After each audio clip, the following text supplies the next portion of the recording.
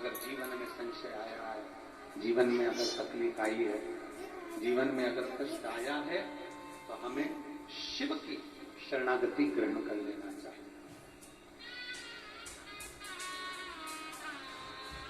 एक लोटा जल हाथ में लेकर भगवान शिव से अपने दिल की बात, अपने मन की बात भगवान शंकर को जरूर जाकर कहना चाहिए। अब कल जब कथा हुई, कथा होने के बाद किसी ने पत्र दिया था। वो पत्र हम जहां राहुल जी अग्रवाल जी के यहाँ, जहां हम लोग राहुल रोहित अग्रवाल जी के यहाँ भवन में होटल में ठहरे हैं, वहां वो पत्र है। एक पत्र किसी ने भेजा और उस पत्र में उसमें उन्होंने लिखा कि मान लो हम किसी मंत्र को, हम किसी साधना को, हम किसी शब्द को नहीं जानते और हमें भगवान शिव से अपने दिल की बात कहना भी नहीं आती।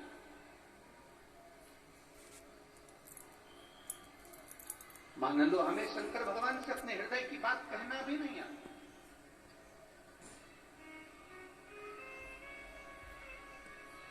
हमें अपने मन की बात भगवान देवादिदेव महादेव से कहना नहीं आता, तब हम क्या करें? तो शिव महापुराण की कथा बड़ा सुंदर बात करती है कि जीवन में कितनी भी तकलीफ हो, कितना भी कष्ट हो, कितना भी दुख हो, जब हम एक बेलपत्र लेकर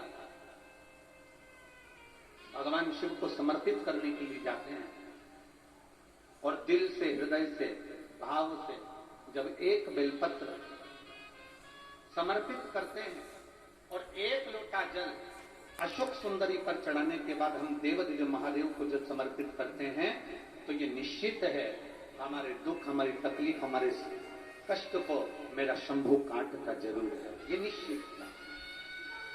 बोल बम का नारा है, जरा जम के बोल बम का नारा है, सारी समस्या का हल। जब हमारे भीतर कोई तकलीफ होती है, हमारे भीतर जब कोई कष्ट होता है, हमारे भीतर जब कोई दर्द होता है, हमारे भीतर जब कोई दुख होता है, तब हम देवादिदेव महादेव को एक लोटा जल समर्पित कर अपने हृदय की बात भगवान शिव से जरूर करते, जरूर करते। और मैंने तेरे ही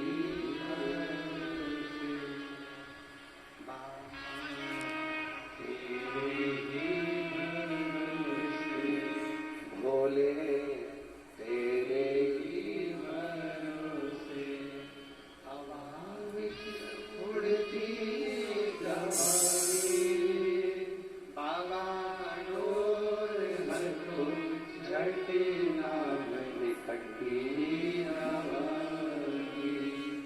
भोले मेरे तेरी भजन, शंभो हवा बिच उड़ती जवानी, बाबा डोर हटो छठी निकलती जवानी।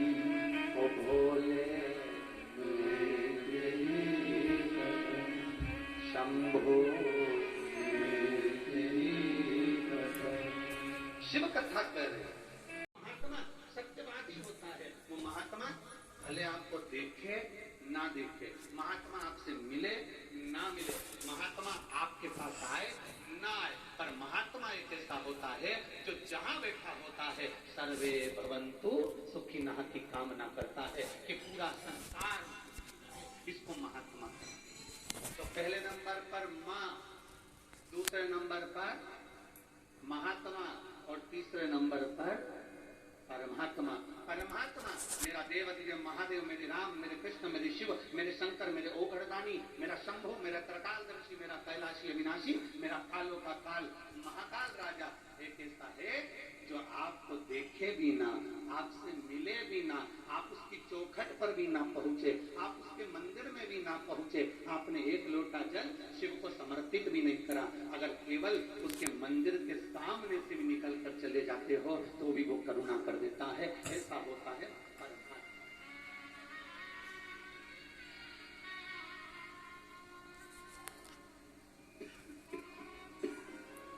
ऐसा परमात्मा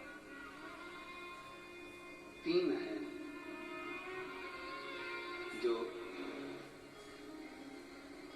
बिना देखे ही, तीन है जो बिना समझे ही, तीन है जो बिना सोचे ही, तीन है जो बिना विचार करे ही आपको प्रदान करते रहते हैं। पहले नंबर पर माँ, दूसरे नंबर पर महात्मा और तीसरे नंबर पर परमात्मा, जो देना जानता है।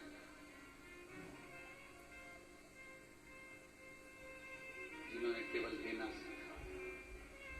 आप